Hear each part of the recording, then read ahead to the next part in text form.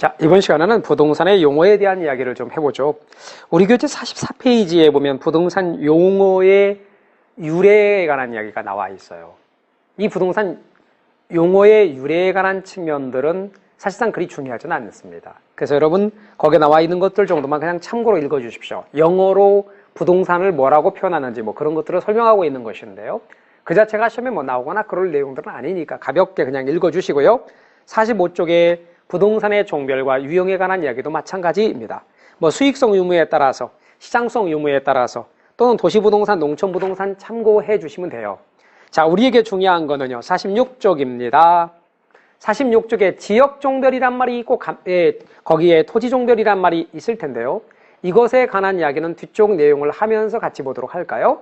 자, 이제 토지의 분류라고 되어 있는데 정착물, 유무, 관계에 의한 분류만 보십시다. 그 부분이 좀 중요한 부분인데 우리 책에 있는 그림입니다, 이게. 자, 그럼 우리 책에 있는 그림의 경우를 볼 때 전체를 박스, 이 네모가 뭐냐면 전체 토지예요, 토지. 전체 토지가 네모인데 전체 토지를 건축할 수 있는 토지와 건축할 수 없는 토지로 구분한 겁니다. 그럼 동그라미는 건축할 수 있는 모든 땅이고요.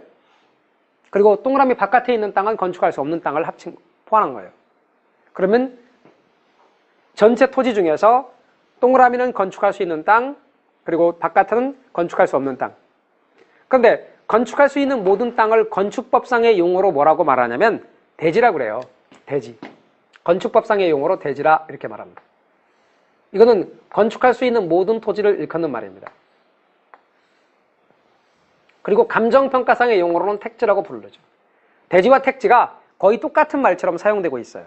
그래서 건축할 수 있는 모든 토지, 대지. 그리고 감정평가상의 용어로는 택지.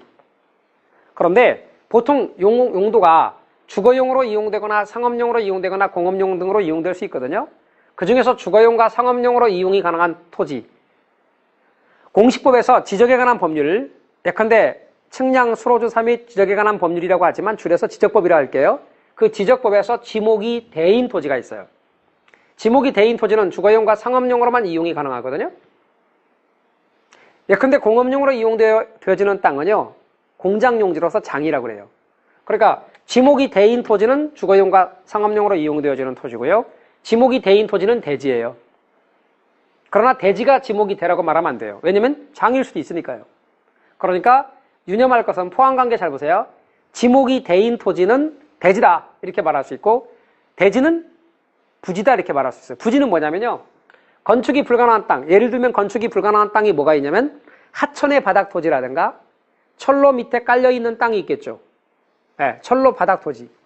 이런 것까지를 싸잡아서 뭐라고 말하냐면 부지라 그래요. 그러니까 부지의 개념이 가장 포괄적이고 넓은 개념이죠. 부지 개념이 가장 포괄적이고 넓은 개념입니다. 그래서 여러분께서는 지금 방금 제가 말씀드린 것처럼 지목이 대인 토지는 반드시 대지고요. 대지는 반드시 부지입니다. 그러나 부지가 대지를 의미하지 않고요. 대지가 지목이 대일 수 있지만 아닐 수도 있습니다. 이 관계를 여러분이 알아두십시오. 포함관계를 여러분이 안다면 제가 아까 말씀드리기를 포함관계에서는 항상 짜 쓸 수 있다고 그랬죠. 그러니까 대지는 반드시 부지다. 항상 반드시 언제나 꼭. 따라서 대지는 반드시 부지다. 맞아요? 부지가 대지를 의미하는 건 아니다. 이렇게 말할 수 있습니다. 그래서 토지 용어에 대한 교통정리 필요합니다. 그 다음에 우리 용도별 토지의 분류에 대해서 보겠습니다. 용도별 분류입니다.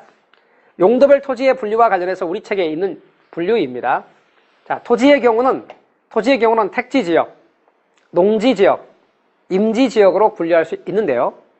택지지역은 주택지역, 상업지역, 공업지역으로 분류할 수 있고요.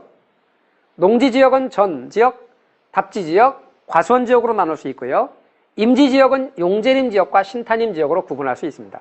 그래서 다시 한번 이야기하지만 말씀드린 것처럼 택지지역, 농지지역, 임지지역, 주택지역, 상업지역, 공업지역, 전지지역, 답지지역, 과수원지역, 용재림지역, 신탄임지역으로 구분할 수 있습니다. 여기서 여러분이 유념할 것은 용재림이란 가구용 목재를 가리키는 말이고요. 신탄임이란 땔감을 가리키는 말이에요. 그러면 분류를 할 적에 이렇게 분류할까요? 자, 여기를 넘어가는 건 대분류를 넘어가는 거예요. 이걸 넘어가는 건 대분류. 그러니까 지금 분류가 어떻게 되냐면 여기가 대분류고 여기가 소분류예요. 그런데 토지의 경우는 사람을 기준으로 말합니다. 사람을 기준으로. 임지로 이용되기보단 농지로 이용될 때 쓸모가 더 있다고 보는 거죠. 농지로 이용되기보단 택지로 이용될 때 사람들을 기준으로 볼 때 쓸모가 더 있죠. 지금 저는 사람 기준으로 한 겁니다. 동물 기준으로 하면 얘기는 달라질 수 있어요. 사람 기준으로. 임지보다 농지가, 농지보다 택지가 쓸모가 있기 때문에 사람들은 이렇게 바꾸려고 할 것이고 이렇게 대분류를 넘어가는 걸 전환이라 한다는 거예요. 그리고 현재 이렇게 전환 중에 있는 땅을 후보지라고 하는 겁니다. 후보지.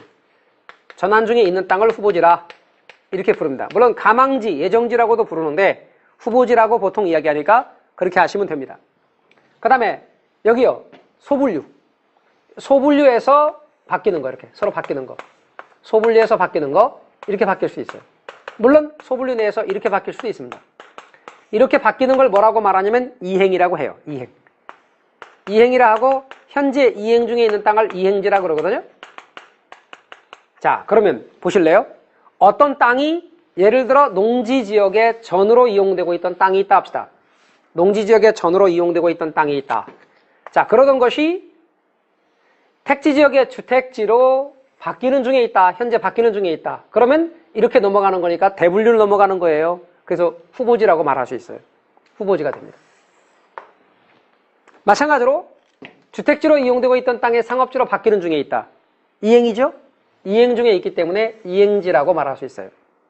그래서 대분류를 넘어가고 있을 때는 전환이고 전환 중에 있는 땅이 후보지, 소분류를 넘어가고 있는 땅이 이행이고 이행 중에 있는 땅이 이행지 이렇게 말한다는 것 알아두십시오.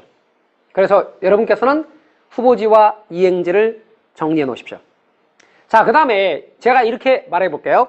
농지지역의 어떤 땅이 전으로 이용되고 있던 땅이었어요. 농지지역의 어떤 땅이 전으로 이용되고 있던 땅인데 택지지역의 주택지로 바뀌었다 그러면 이거는 과거형이란 말이에요. 바뀌었다는 바뀌어버린 거죠. 그럴 때는 뭐라고 말하고 그냥 주택지라 그러는 거예요. 주택지로 이용되던 땅이 상업지로 바뀌는 중에 있으면 이행지인데 바뀌어버렸다 그러면 상업지예요. 그러니까 다시 한번요. 농지지역의 전으로 이용됐던 땅이 있는데 이렇게 주택지로 바뀌는 중에 있으면 후보지고 바뀌었다 그러면 주거지고 또는 주택지고 주택지에서 상업지로 바뀌는 중에 있다 그러면 이행지고 바뀌었다 그러면 그냥 상업지예요. 그러니까 후보지나 이행지는 현재 바뀌는 중에 전환 중, 이행 중일 때 쓰는 말이고 바뀌어버리면 바뀐 후의 용도를 따라서 붙인다. 이거 여러분 잊지 마셔야 돼요.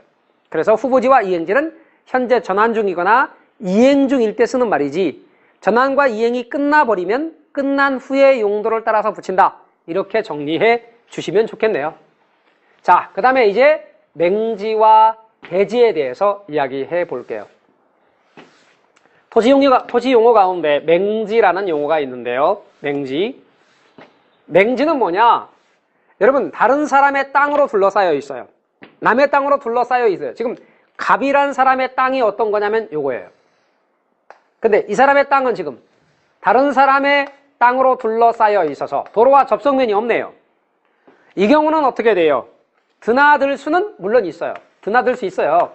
드나들 수는 있으나 어떻게 드나들 수 있어요? 이렇게. 이 사람의 땅을 받고 다니면 돼요. 그거는 민법 시간에 주의토지 통행권이라 해서 배우게 되는데요. 드나들 수는 있으나 건축할 수는 없어요. 이런 땅을 뭐라고 말한다? 맹지라 해요. 맹지는 드나들 수는 있으나 건축은 안 되니까 값어치가 높겠어요? 낮겠어요? 낮겠죠. 값어치가 낮은 것을 감가라 해요. 그래서 맹지는 감가를 행하는 것이 일반적입니다. 그런데 맹지의 경우는 영원히 건축이 불가능하냐? 아니에요. 건축할 수 있어요. 어떤 경우에 건축할 수 있느냐? 땅 주인이 땅을 사서 다른 땅을 사서 도로와 접속면을 만들면 돼요. 어떤 식으로 만드느냐? 갑이란 사람이 땅 사서 이렇게 도로와 접속면을 만들었다고 가정해봐요. 이런 식으로 도로와 접속면을 만들어 버리면 도로의 모양이 바뀌었어요. 도로와 접속면 부분은 좁고 안으로 갈수록 점점 넓어지는 모양이에요.